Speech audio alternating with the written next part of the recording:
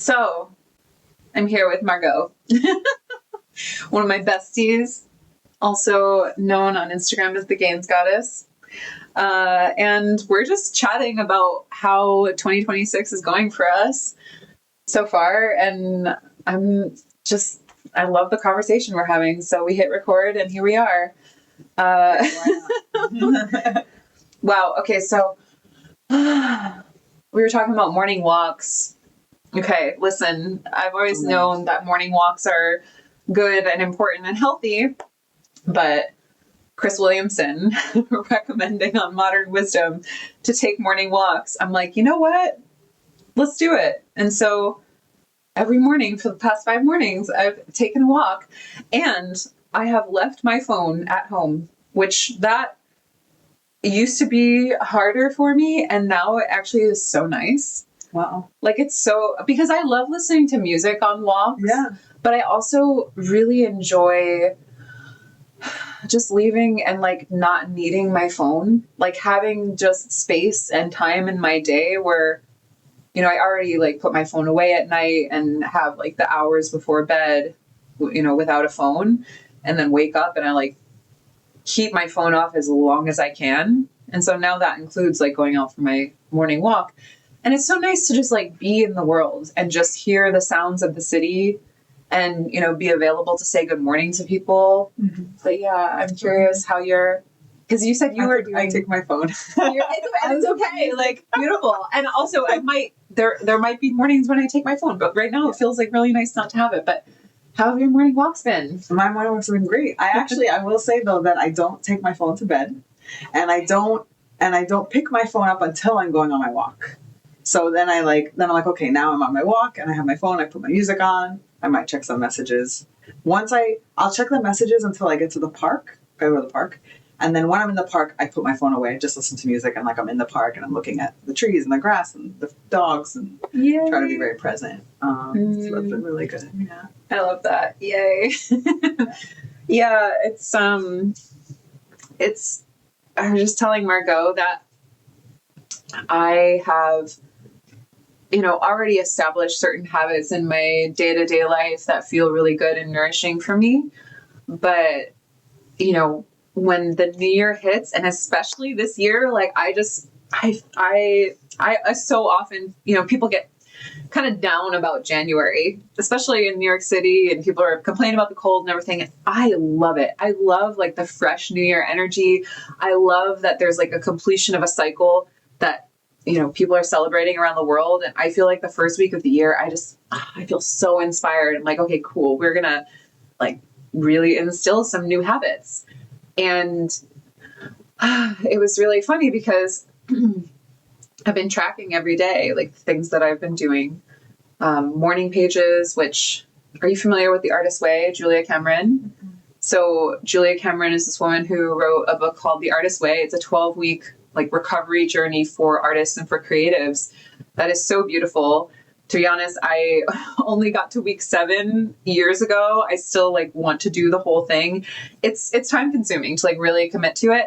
But I picked up so much from just what I had engaged with in the book. And one of the things that she invites people to do every single day during this program are morning pages, which is 3 pages of stream of consciousness writing. And so there have been periods of time in my life where I do that for weeks, even like months at a time, but I haven't done it in a while. And I decided to pick that up again. And it's just felt so good to have that be one of the first things I do when I wake up. Is you think about it, like when we wake up, well, I'll speak for myself. I often am just thinking about, you know, what I'm supposed to do that day and what happened yesterday. And like my mind is like filling in, you know, the space.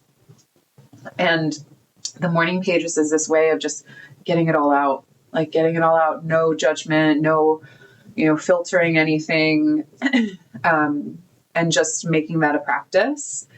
And yeah, and that it's not like, I'm not trying to create something creative, right? It's just being with what is actually there on my mind. What I find is usually if I begin with something that's like frustrating or that I feel like maybe anxious about, by the end, it's like I've written myself into a better feeling place about it. I don't know if that's everyone's practice or what happens for everyone, but that's naturally what happens for me. So I've been doing morning pages. I take a morning walk. I've been reading the Bible every day, which feels really good. And then I've been doing like a workout every other day so that I'm either walking every day, but a walk, like a long walk or a workout every day. So I had a really good gym session earlier. Oh my God. I think of her when I go to the gym because I lifted weights for, when I used to be like really heavy when I was young. Like one of the things that had me lose weight was stopping eating fast food and then lifting weights.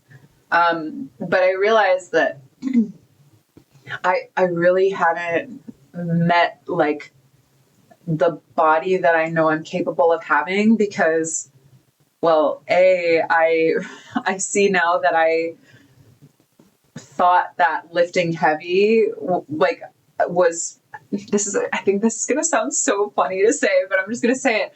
There was something in me that was like, oh, but lifting heavy is for men or for like women who want to be bodybuilders. Right. And now I'm surprised how many women think that way. So many women think this. Okay. I was saying this to Ginger. I was talking to Ginger Kern. Amazing woman. We love you, Ginger. But we were texting messaging earlier, and she's like so excited to be, to have discovered in the last year, like the power of lifting weights and having a strong body and, and lifting heavy.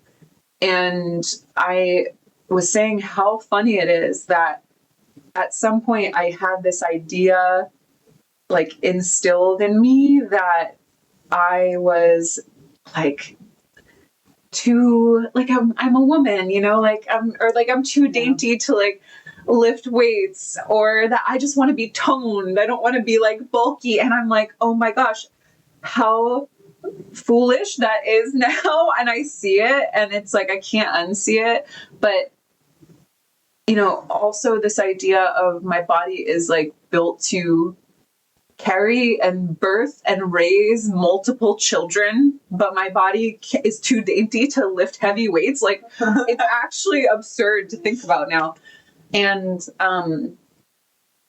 it's been I'm just so excited to get back into the practice and like take it even further. Like even today, instead of stopping at, what I had in mind for like how much weight I could be lifting, I was doing arms and back today, and then I did an ab workout as well. But for some of the exercises, like I went up in weight, like went up higher than I thought that I could do, so I could actually see how much weight can I lift in doing this exercise.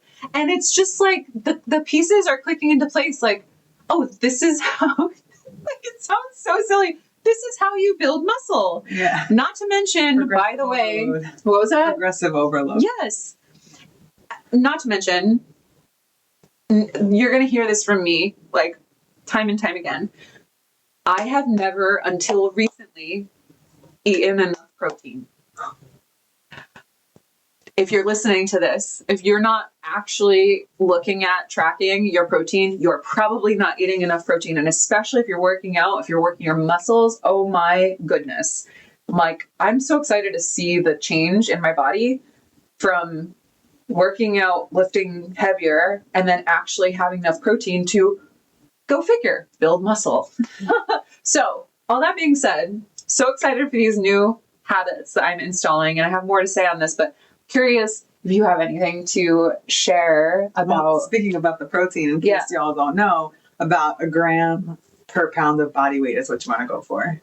So however much you weigh, a gram per. So I weigh 165 pounds and I aim for 165 grams of protein. Yeah. Simple.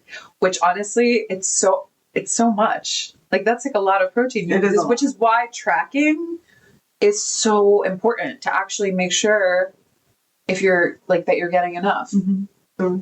And I'm just getting into the habit of it. Like, but I love the protein powder. I need to like apply to be an affiliate for them, because I want to sell y'all this protein powder. It's so good. It's so delicious. But another time. Oh, I will say that I think a lot of times people find it daunting to keep track of what they eat, but I've made it fun. Like, you can make it fun, just change the perspective. It's the same way we get the dopamine hit when we have likes, or we like click likes on things on the internet. We can also get a dopamine hit from like tracking what we, I was like, wow, like I track this. Oh, look, I can eat oh, I'm eating this much, just how much protein I'm getting, like, so you just change the perspective. Yeah, that's a good point. Do you use an app, or do you just like track it in notes? I use a macro factor. Oh, cool. Yeah. Is that free? It's free. Nice. Yeah, and you can scan like labels of packages of things. That makes it really easy if you eat labeled things. Macro factor. Yeah. Cool. Yeah, made by Jeff Nippard. Shout out to Jeff Nippard. Yes. Shout out the men's. The men's we adore, who have taught us well. Yeah. And guided us well. As I share. Yeah, I know. Oh my God.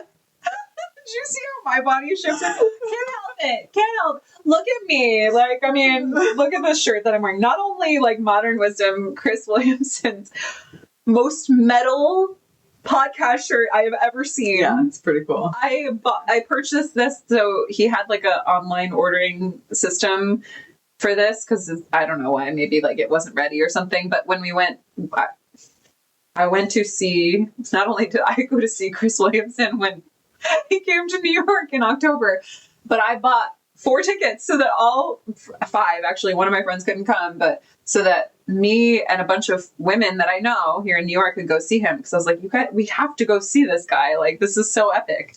And I saw this shirt in his like merch section, and you could order it with like a QR code.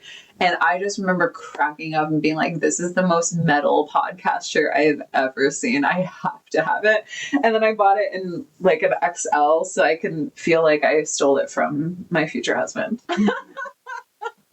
It does get very boyfriend tea. I know. I love it. Honestly, I love wearing it to the gym. Like, I feel like, I don't know. It helped me like go even harder today. That and my drum and bass hat, which low-key, like, I enjoy wearing my Modern Wisdom shirt and drum and bass hat, because there's a dude at the gym who enjoys both of these things. Holler.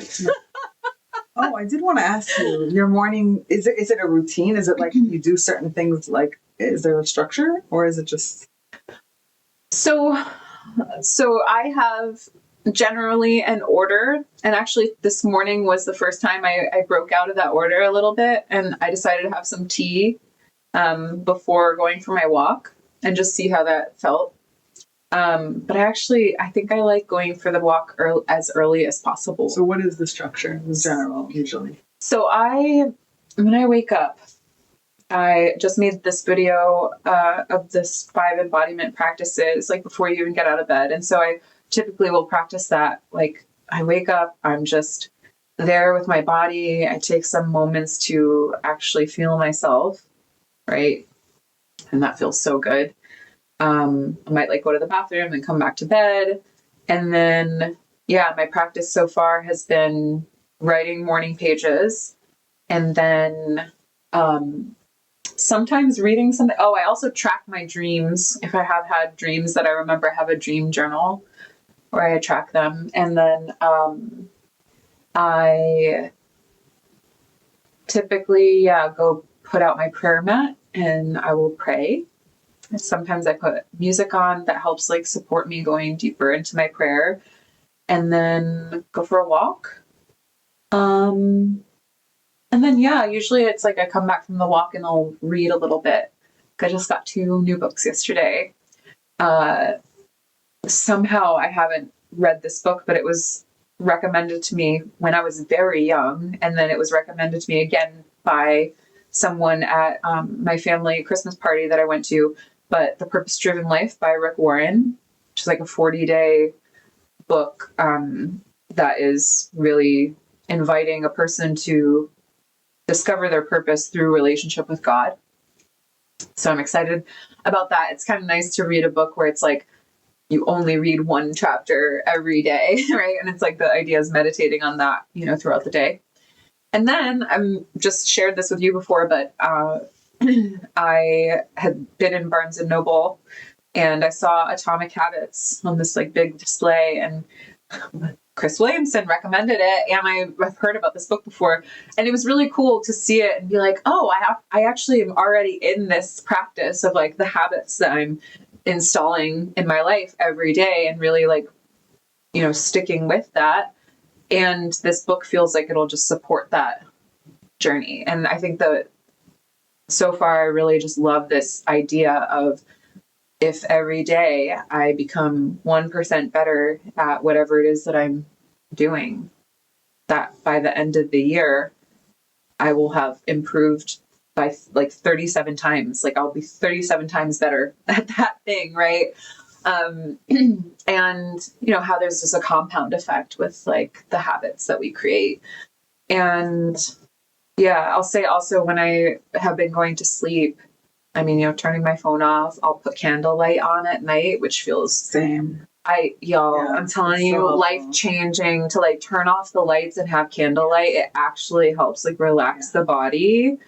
I usually I love listening to classical music, WQXR, shout out the classical music station of New York.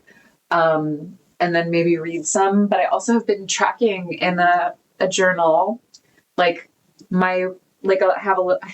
I have so many journals for so many different purposes. I will talk about this more at some point, but what was that? Of course you do. I do.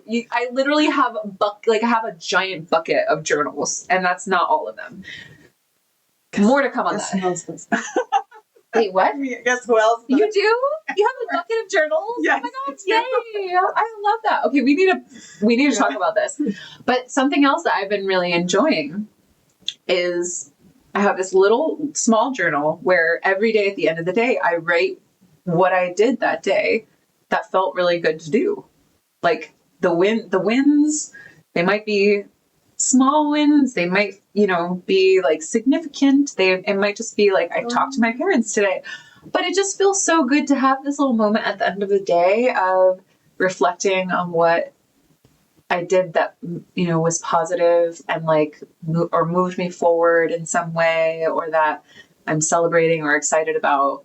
So, do you use all your journals? I don't use all my journals like every day. Every day. Oh, no. There are certain ones for certain things. I pick them up. 100%. Yeah. 100%. Like, I really, I'm looking forward to sharing more about the power of journaling and the different forms of journals that one can have, because it's been so important for my life. And like, I realize now that not everybody has this like kind of tool. To me, it's a tool, having, you know, like my journal that is all like business planning and like ideation, and then my journal that's all like gratitudes, fears. This one I haven't used as much, but I used it for a while, where it's like things I'm afraid of, gratitudes, desires, etc. And gosh, my stream of consciousness morning pages journal, the little journal that I carry around with me everywhere when I go out, just to like jot things down. Have one for music and like songwriting now. So yeah, there's so much. Yeah. Tell me, I didn't know that you had a journal thing too. Yeah, gratitude journal. Right now I've been using my Let It Go journal a lot. Just like write it down, let it go. Get it out of your head. That's just anything that's on your brain? Mostly venting stuff. Just like things that are like, you know, the Chris Williamson just mentioned this in the podcast, Diary of a CEO. It's like the thing that keeps like ruminating in your brain, you know, like just get it out. Like, yeah, totally. It's like, what's haunting you, you know? Like, why are we doing that? Oh my gosh. By the way, yeah, so she just mentioned the podcast between Chris Williamson and Stephen. Thanks. Diary of a CEO, gentleman. Yeah, which was excellent. It was so good. I mean, these are two of the top podcasters in the world, and like watching those both men that I really respect, having a conversation was just, and also like in our generation, you know, it's like, it just, I love watching them, because I'm like, yay, we're going to be okay, guys. I was telling Alyssa, and I'm sure most of you have experienced this, if not all of you, where you hear the same lesson and you learn the same lesson several times until it finally lands. And so both Alyssa and another person in my life have explained to me the benefits of waking up in the morning and going for a walk, or like putting your phone away before you go to sleep. And I tried it both times. When she told me and the other friend told me, I put my phone away for a couple of days and it didn't really last, didn't stick. And then Chris Williamson said it, and the way he delivered the message just landed in my body, and it just like, okay, now I'm doing it. Like, of course, this is like part of my life now. It's just given, Yeah. Yeah. So, yeah. I'll say too, I think that there really is something, I really trust him. Like I really trust him because I get the sense that, and both of these men, like they're probing individuals. Yeah. They care about illuminating important conversations. They actually grapple with like life and with culture and what things mean and philosophy, and like they have people literally on their show to talk about all of these things. So there's like a level of trust that is instilled for people when it's not just like establishing yourself as an authority on a subject matter is what is like one thing that is beautiful and awesome, and I'm so glad that people do it. But there's like establishing yourself as an authority in the sense that you are someone who like grapples with life and truth and what it is to live an effective life, a successful life, and shares about that and isn't afraid to share about, also the things that the mistakes that you've made and the things that you've learned. And it's like people, it's just nice to encounter people who don't live in this sort of like pretense, like trying to pretend to be something they're not. They're just like who they are. And I think that the popularity of these men is speaks to that. Like people respond to, go figure, other people just being authentically themselves. So there's a flavor of honesty, I feel, and this might be a spicy thing to say, but there are definitely powerful people, usually men, but sure women too, that wear a mask. I mean, most of us wear masks to some degree. And I think that with them and others, at least I can tell when their mask is not really, it's much more transparent. There's like no mask if there is one, and there's a flavor of honesty that there's like, look, I'm human. I make mistakes. These are the mistakes. It is what it is. And this is what I'm going to present to the world because that's what it is to be human. Yeah. And versus like some people who are authority and they have power and they speak on things and, they're delivering great messages, but you can tell that they're like, but I am this way and I'm not going to speak of my mistakes because I don't make mistakes and, I'm great. So you should listen to me. Right. It's like, bro. Bro, come on. Yeah, you just feel, I mean, when you said like what he said landed in your body, it's like, yeah, when somebody says something and it's just true and it's said with honesty and with heart and it just lands, that can't be faked. Yeah. You can't, I think you can only reach a certain level of like true effectiveness from like living in this, as you said, like masked kind of way. But yeah, I think I feel like people's like BS meters are so much better these days. Yeah. And well, also I think the more you BS yourself, the more your BS meter is not that online, because if you're BSing yourself, then you're going to listen to other people that are BSing you too, But if you work on your own BS meter, like us, then we are, right? Like that's so true. It's like I say, like the frequency, right? It's the frequency in which you operate. That you're a resonant match for people who are on that same kind of vibe or level. Yeah.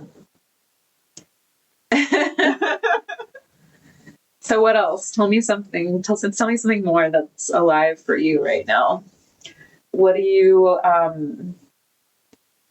maybe something, what are you excited about? Oh man, what am I excited about? Getting my space together. Yeah. Yes. Oh my gosh. Perfect topic. So we were talking earlier about our homes and how you know, if you're watching this, you can see on my channel, I'm filming in my studio, which is also my home. And it's just been such a process over the last year and a half of having this space become what I like envisioned, or just kind of become this space that feels like home. I was just saying how, you know, the body and the home, right? Like the body, we wake up with it every day, and that is how we get to live this life. And then our home, we wake up in it every day, and this is where we get to live this life. So how important it is to tend to the body and to tend to the home. And also that part of the reason these are two places that can be the most difficult for people to tend to is because emotions will arise if there is something that we haven't tended to in the body. I'll speak for myself. When there were things that I wasn't tending to in my body, avoiding, resisting, right? Like the truth of, you know, relationships that I've been in where it was not aligned and I wasn't listening to my body signals. Also just the fact that I got to the weight that I was, and I know that was attached to like not letting myself feel my emotions, right? And then home too. It's like collecting lots of stuff and then finding, you know, like having to get rid of things and sometimes the emotions that are attached to that. I think that I've learned to have a lot more compassion with myself and also with other people about these topics. And it's like, I mean, as you know, right, we're the only people who can do something about it. So I'm curious, what else, is there anything that you want to say about that? The only thing that what came up for me is that our body is our soul's home. That's what came up as you were saying that. You know, like we have this physical home, an apartment, a house, whatever you live in, which is what we typically think of as home. But it's kind of like when they say, home is where the heart is, you know? Home is where the heart is. Body is where the heart is. Home is where the heart is. Yeah. And I guess the word that's just coming up for me is like tending. You know, I know that you have been tending to yourself and to your body in these new ways. Yeah.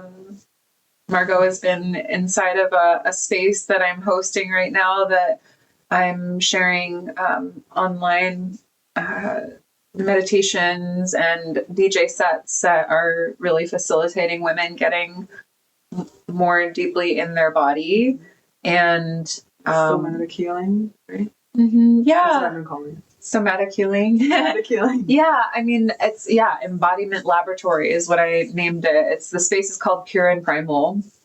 And so like activating, it's like full feminine embodiment, right?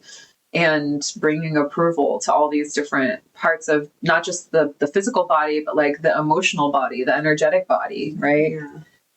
And anger has come up for me. Yeah. Yeah. Let's talk about it. Anger, man, you know. Tell me, what have you learned about anger? That it's just movement. It's just movement. It's nothing to be scared of. I grew up in a very angry home, very unsafe, angry home, and I developed, you know, now realizing I've developed fear toward anger, and so I shut all my anger down and never felt anger. Not never felt it, but was scared of fully feeling it and expressing it, because I equated expressing anger with hurting people, and I don't want to hurt people, so I guess I'm not going to express anger. I also had heard that anger is hurt's bodyguard. And so I was like, well, I'm just going to skip anger and just be hurt, because that's really what's under hurt anyway. So we could just skip the anger and just go to hurt. And I thought I was being better. You know, I was like, oh, I'm better than all those angry people because I'm just going to admit that I'm hurt, which is really what everybody's saying. Yeah, it was the whole thing. And then realizing, no, you're not better than anybody. And you actually have to feel the anger. Yeah. And you have to do it, or ideally, you do it in a way that doesn't hurt anyone else, but you have to move through it, or it's best that you move through it and let it be, and recognize that, well, I learned that it's just movement. It's all energy. And so through these practices, I was able to tap into my anger, and I'll growl now, and I'll kind of like physically just kind of like shake my body, or just kind of like do these like movements where I'm just like, and sometimes I'll scream in a pillow, punch the pillow, ways that you're not hurting anyone, but you get it out, and it's really healthy, and it's great. Yeah. Oh, I love this. Yes. Healthy access to anger, to aggression, because all these emotions, it's like if we suppress them, if we put them away, if we hide them underneath other emotions, right, just ends up coming out in these really weird ways. And then also, as you said, and as I teach, like, that is your aliveness. Yeah. Like, that is part of the essence of like your energy and the life that is flowing through you. And so, I get that there's sometimes like so much there that it can, it's like creating space for it to come out in bits, right? Like if someone has been holding on to anger or grief and just like not letting themselves feel it for a long time, that it's not like you have to bring it all out, and it's just, it's going to take time, right? To like feel and process through, but creating actual space where you can just bring it all and give yourself permission. It's like permission to feel, and this, I love imparting this upon people because there's a lot of ways that our culture entrains us into like not feeling. Yeah. And I just really believe in like creating space for the feelings to flow through, and it's like also not getting stuck there, letting it flow, so and being honest about it, being in approval of it. And I've liked to say, feelings, it's like to think of it more as moving through a tunnel than sitting in a cave. Like in a cave, you're just in the dark and you're alone, and it's scary and there's nowhere to go. But in a tunnel, it might be dark. You might be in the emotion. You're like, oh my God, I don't know what this is I can't see. I'm just like so almost feel overwhelmed by like this grief or this anger. But if you move through it, there's always light on the other side, but you have to actually move through it rather than just like sit in it. Yeah. Which is why I love bringing like dance and movement into this practice, because it's not, it's like the energetic body, the emotional body, the physical body, it's all of it. And then, I really, part of what has been so powerful for me and that I share with other women and invite other women to do, friends and women who work with me in some way, is like getting a prayer mat and actually practicing being on the prayer mat and bringing it all to God, like bringing all the emotions and actually talking it out and feeling it through, and creating, it's like, if I can't create the full permission to feel just for my own sake, it's like creating the relationship with God where God wants me to bring my full honest self, my full honest expression, my full honest heart and emotions, right? So that when I'm on the prayer mat, I'm not pretending before God, right? Talk about pretense. Yeah. That's like it's like the relationship to orient to first, right? Is if I'm in communication with God, am I really going to be lying about what I'm going through? No, I'm bringing it all in honesty. And the wild thing about this is that, and what I have learned as someone who couldn't say God for years and years and like did not have that relationship, right? Is now I realize that relationship with God becomes a template for like all of my relationships. Like the more honest I get with God, when I'm just there with myself and then with all that is the Almighty, right? That if I bring my full honest self to that relationship, you know, that I then get to practice that in all of my relationships. It's like life-changing. I will say, you know, the whole prayer mat, when you mentioned it the first time to me, which was like, I don't know, maybe a year ago or so, a couple of months ago. No, probably a year ago. The idea of getting on my knees, like seeing people pray on their knees, like I had a whole icky feeling about it. I don't know, judgment maybe. And now that I have done it and do it, I love doing it. Like I love doing it. I'm like, well, it just, I don't even know how to describe it. Like I don't know how to describe it, but it's a surrender. It feels like a surrendering. It feels like like an expression of gratitude. Like Versus I think what I used to think is like more like something in the flavor of like slavery is what I used to think. Right? Of like getting on your knees like a slave. Oh wow. You know? Uh-huh. And now it's like so yeah. Like being, the word that came to my mind is like being subservient, but in this way that like there's a being subservient that is like being in submission and in surrender to God versus being subservient as like a slave. Yeah. But if we, that association, and I think that to your point, you know, if we didn't grow up with examples of people being subservient to God and surrendered and in submission to God in a way that like their lives were really working and healthy and successful, and they're, you know, it was like, wow, that person is like a shining example of like God's glory and love and what's possible in this world, right? Then if we see the opposite of people who believe in God or say they believe in God and might even pray, but then their lives are not working and they're not healthy and they don't communicate well and they're not happy, then it's like to do this, like, oh, you know, it's what we have to do. Yeah, that was what I grew up with. It's like that they're just forced to. Yeah. Yes. Oh my gosh, this is what it's like. Now I'm like, I get to do this. Yes. I love that. Yes. I want to do this. Retemplatizing God. Retemplatizing like what the relationship with God is. If we didn't have a good template, this is the same thing. If a person, you know, grows up in a family system, in a culture where we don't see what a healthy marriage looks like. Do you know what I tell people? If they don't know what a healthy marriage looks like, go out and find people who have healthy marriages. That is like so important. One of the most important things that you can do. Find people, get yourself around people, or even just find them on the internet and watch, right? And feel what it feels like, see what it's like to have like an actual healthy marriage, actual healthy communication, you know, two people who really adore each other. If we don't have that template, how do we learn? We have to go find it, you know? And I think that begins with like believing that it's possible.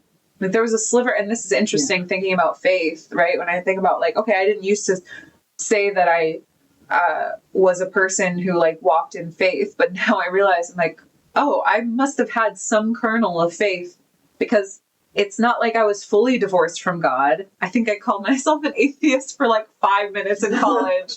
And then I was like, okay, that seems a little too certain, like maybe I'm agnostic. And then that was for like 15 minutes. And then I was like, you know what? I'm here for the earth. I'm spiritual. And all that is. I think I called myself a pantheist for a while. What is that? A pantheist that like just believes that God is everything. Okay. Which is like, oh, cool. I can get down with that. But I don't know. Now it's what I've come to in my own journey, my own walk, is like having a personal relationship with God. And that to me is like, because we're relational beings, it makes so much sense now. I'm like, oh wow, this is something that I couldn't have learned. We were talking about this too. Another thing that Chris mentioned. He's like, I talk about him sometimes, like I know him. I'm sure, buddy. I think that I could see us meeting. I think we'd have great conversation. But he was talking about on this podcast with Steven, unteachable lessons. Oh yeah. Yeah. And I so much resonance with this, right? Like the things that we have to go through ourselves in order to get the lesson, that like no one, no matter how much someone was like, well, but this is the way and this is the thing. It's like something in us can't hear it. We have to go and learn it ourselves. And I mean, that's, it's like, that's part of being alive, right? Is like, what are we here to learn? What is our purpose, right? And discovering what that is and then going and living it. Yeah. And that journey is going to look different for everybody. Yeah. Here to live life fully. Totally. Taste all the flavors. Taste all the flavors. Speaking of flavors, a real friend brings you homemade brownies that are also healthy. Healthy homemade brownies. Healthy homemade brownies. Oh, like, I love this woman. No sugar. I love that. Oh my God. Free. So, and they were fudgy. Well, naturally too. Oh my sweet, of course. Yeah. Wait, what kind of sweetener did you use? Peanut butter. Oh, interesting. Okay. Yeah. Wait, then what's in the peanut butter? What's sweet? Oh, it's just peanuts. But it tastes sweet. Yeah. Oh, I see. Okay. You got the little bit of the sweetness from the peanuts. Yeah. Okay, cool. Oh, and pumpkin puree. But and pure pumpkin puree. Yeah. Delicioso. Oh man. All right. We've traversed some terrain here talking about habits and God and the body. But this is what I talk about. This is what we talk about. And this is what I love having these conversations. I'm so excited to. We finally did it. How many times have we said we were going to do it? I know. Yes. We've been talking about doing like just a recorded conversation. And yeah, I mean, if you're watching this, part of the reason that I really have just gone in on this YouTube is I'm like, I have, the YouTube and the podcast. I have such incredible people in my life, and then I have these amazing conversations all the time. Like I want to just start recording, and then I have all these stories of my own lived experience that have just kind of been collecting, and it's finally like, okay, I need to give it away, and I'll say that as I've been in this, ever deepening journey with God, that was something that really occurred to me last year, is that there was a part of me that, had this, of course, like generating income, generating value for people, and then making income is like a beautiful thing. But there was part of me that was so focused on the idea of like making money. And I really started to sort of bring the idea of wealth into this meditative place for myself. And I realized like wealth is, to me, it's so much more than just money. It's like, what is the spiritual wealth that you have in your life? And so realizing that like all the stories that I have, all the things that I've lived, all the journeys that I've walked, the testimonies that I have, the trials that I've lived through, like that is a form of wealth. And so it just kind of occurred to me, like, why am I sitting on all this? Like this wealth is meant to be shared. Like I'm someone who clearly has a desire to speak and to share and to host conversations and to write. And like, that's something that's always been true about me. And so, rather than trying to like get it perfect, it's like, just start sharing, because you have more every day. There's more. It's like the never ending well. And I feel like that's, it's something that,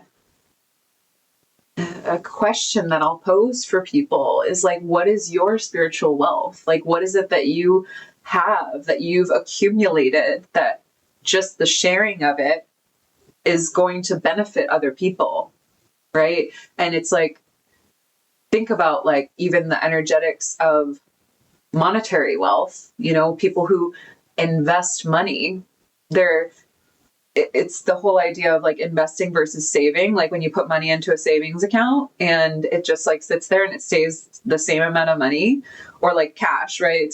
Have cash and just put it away, right? But it's like going to stay the same amount of money, versus investing. You're putting it somewhere where, the idea is that it grows, that it accumulates, that it expands, that it becomes more. Or you're investing in like someone's business or someone's idea, and then that idea gets to flourish, gets to blossom. Like there's something so beautiful about like the energetics of wealth that to me is, it goes beyond money. And I think that there's something really here for people, especially who grew up in situations where they didn't have, their home didn't have a lot of money, and didn't, people who lived in poverty or like lower middle class, right? I mean, I think that thank goodness and grateful to my parents that like I always had a roof over my head and food, although there was always kind of this like, are we going to be okay? And there was kind of like an anxiety in the household, but, yeah. And then anxieties about money and everything. And I'm like, wow, it just feels so good to think of wealth in this more expanded way. So Can you relate? Yeah. Yeah. Except I didn't always have a roof over my head. Yeah. And I know that. Yeah. No, but that's, yeah. Yeah. But, and like how, being someone who came from less, Mm-hmm. and then it's like there's a unique set of lessons in any life path, right? Because, we might have come from like lower middle class families, and that will lead us through a certain certain trials and initiations that we have to walk around money and creation of value and like how to take care of oneself, and then preparing to be wives and mothers, and like what that means in terms of being responsibility for holding those roles in a way that is really going to be of service to our future marriages and husbands, right? And like we've had to and our families, right? And future children. And it's like now we're it feels nice that I feel like from both of us that we're more rested in that.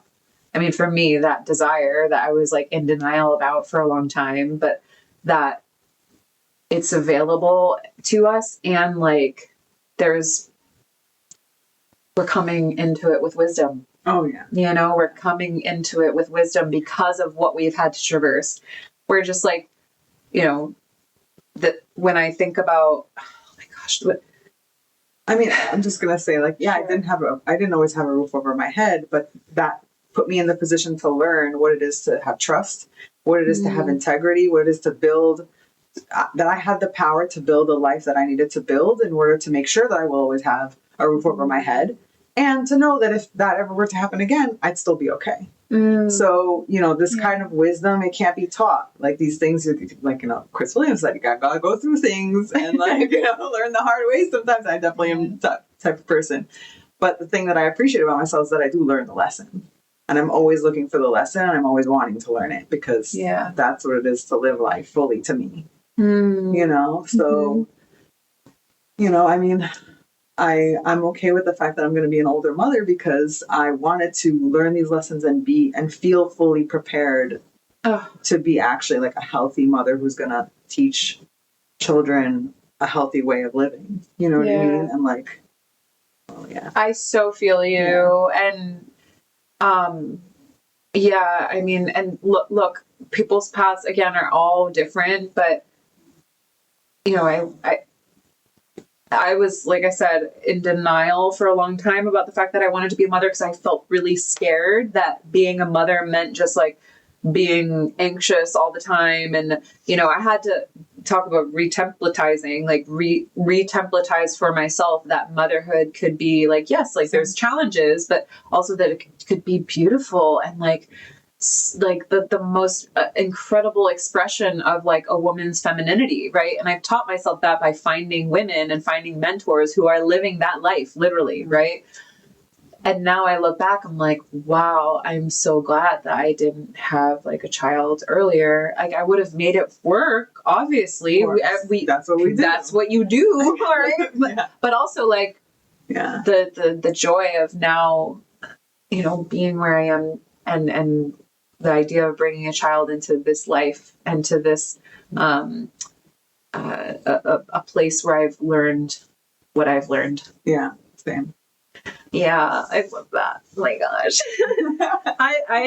gosh, what was I saying? Oh yeah, I had a friend, my beautiful friend from college that we've, what a journey. One of those friendships is like, wow, we've just close and then drifted apart and upset at each other for a long time, and then we're like, why are we upset? And then, but anyway, she watched my video, the video that I made where I came out about the work that I used to do and the companion work, and she called me, and it was a really beautiful conversation. And she just had her first child last year, and this was like a big moment for her because, well, first she credits me, and I feel so grateful for this. So she credits me with like the reason that she met her partner now, and that this child even exists because of a fateful night where I brought her to a friend's show when I was living in Austin, and she met the drummer, one of the drummers in the band, and then they hit it off, and the rest is history, as they say. But yeah, she's same age as, I think we're about the same age. So yeah, like I think she just turned 38 as well, and